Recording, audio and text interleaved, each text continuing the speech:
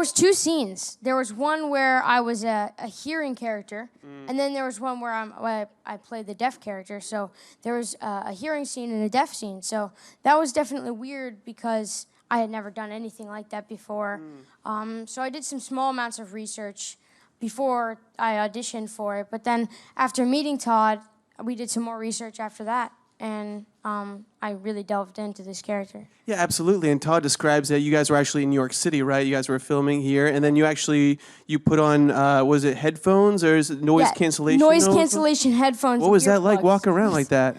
We walked around New York City, around our production office. Which is a pretty noisy city. Yeah, oh yeah. And what you really notice is that there's a smell on every square foot in New York City. What you notice about New York City is the smell, he says. Literally everywhere. So that's really fun. And it was really interesting to do that because it was so crazy. Yeah. Was it revealing to see what obviously it's just a fragment of what the person experiences who's deaf, but what was it like to walk around and not be able to hear anything? Did you find your other senses were a little more adept? Did you put that research into the character?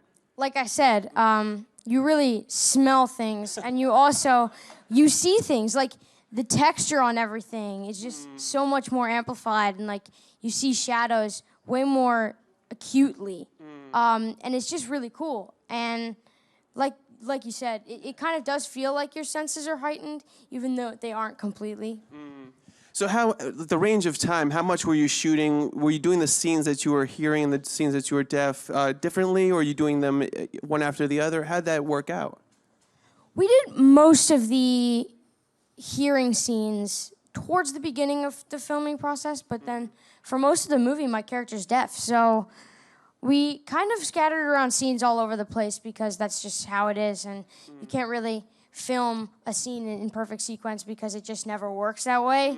But it is really, really interesting to see how I have to balance being a hearing and deaf character is just really, really different.